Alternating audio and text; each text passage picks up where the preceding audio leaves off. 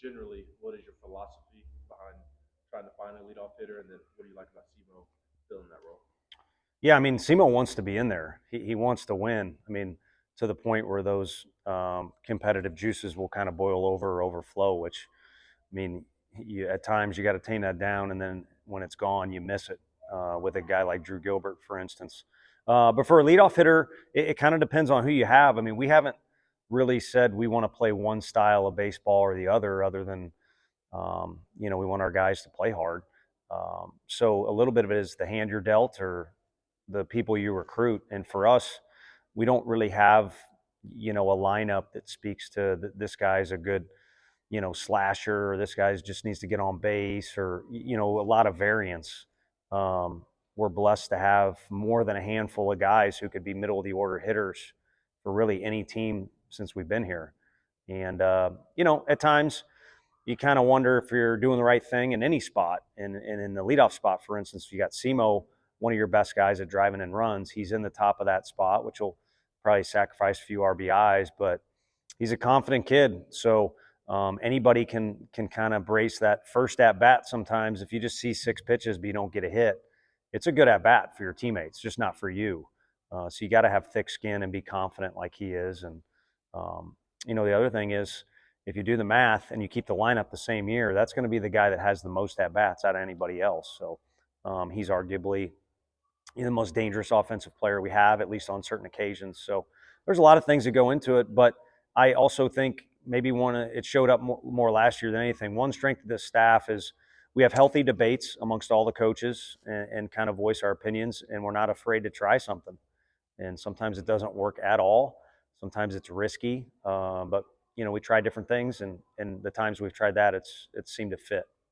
Usually from Stamos back on the mound tonight. Yeah, it was great to get him out there. I mean, he was itching to do so. He always wants to be out there.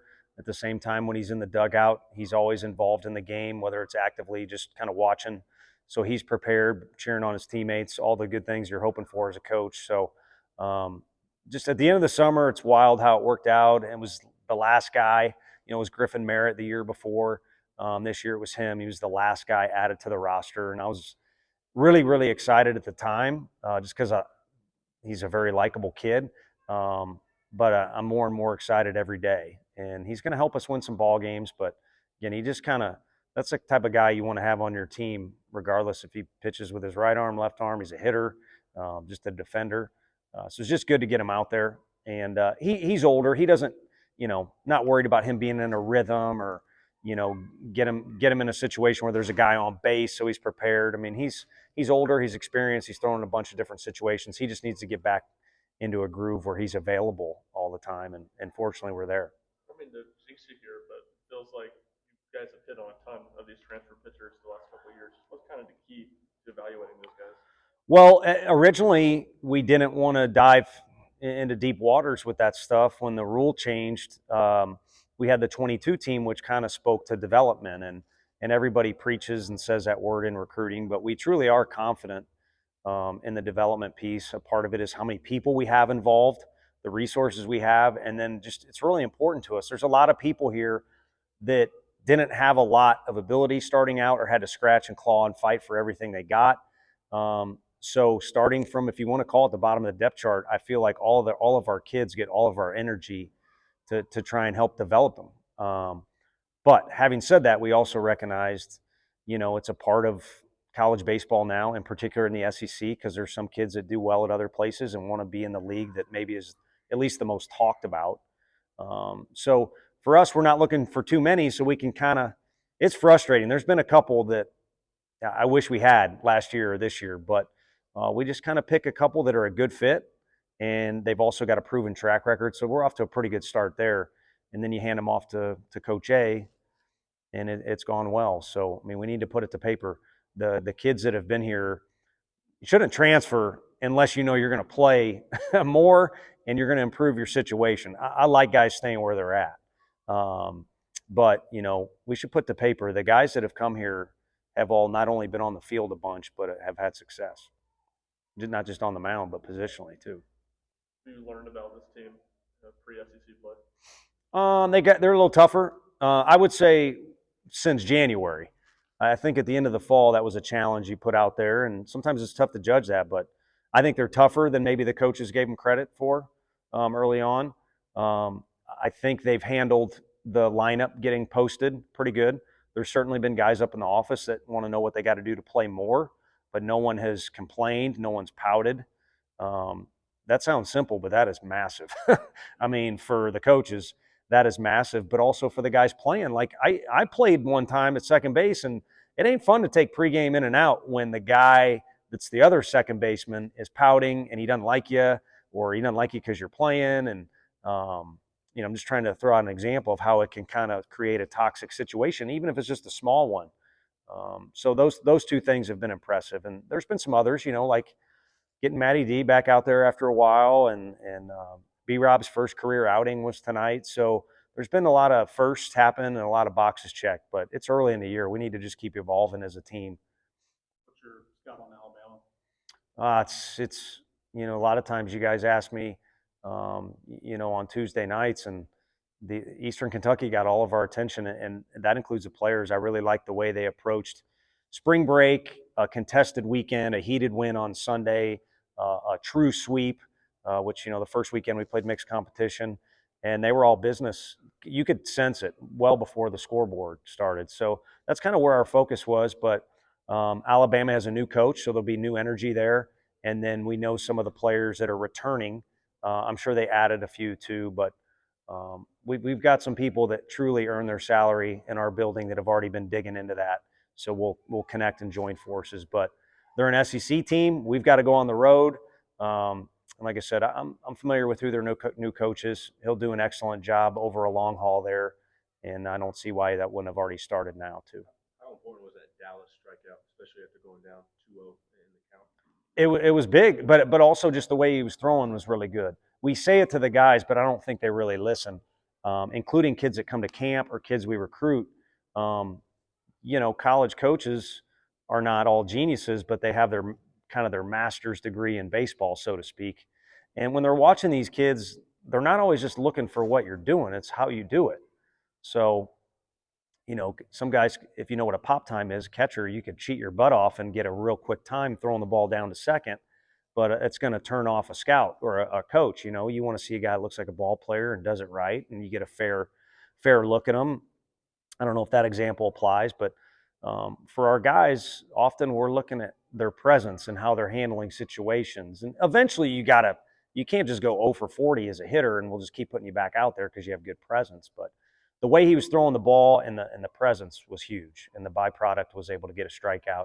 You pointed out the fact that it kind of had a little clutch feel to it going down 2-0 because we're trying to squeeze in a lot of pitchers in a short amount of time out there. Christian Moore just talked about the difference in culture this year compared to last. Why do you think they were able to build this close culture so early on in the season? I think a part of it is it's not like last year's team was poor at the end of the year. I think they picked up where they left off, and then we inherited some guys like Billy's just a natural fit. We're blessed. We already kind of spoke on how like Stamos is immediately kind of like he's like Griff, immediate kind of leader, even though he's new and blended in right away. I don't know, him and Kirby and Xander, I don't know what they got going on. But if they don't have a podcast, they could probably get away with having one. So I think a lot of it stems too from your core, Inslee and Burke and Chuck. Those guys have been around the block, and Payne, Ethan Payne, that is, and they know what works and what doesn't work here. And 2022 is a year too. Like we won some games, but there's also a fight in the dang locker room, and there's others. It's not rosy every day. So it's like getting in the cage. You figure out what swing doesn't work and you don't repeat it, and you figure out what swing does work and you try and repeat it. And I think our guys have collectively made a really big push to do that. And then, we've tried to get good players here, but we don't need the best players. We just want good kids from good families that'll work hard, and that'll make for kind of what we got going on now. Where's AJ Russell's health at entering this weekend? He's good. He's throwing a bullpen, and we kind of check the boxes. I don't necessarily know how early in the weekend it'll be, or when it'll be, or what kind of situation. But if we wanted to if we felt like, hey, we got to go get somebody tonight, or we wanted to get them an inning tonight, we could have maybe pressed the issue there.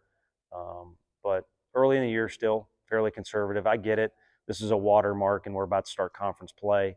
But if you take a step back and look at the entire picture of the season, we just need to keep progressing as a team, and we're still kind of in that mold where we'll be kind of conservative with a guy like Perry and Bates. It's frustrating to not play those position players tonight, but just a little sore in a couple areas. So just being conservative.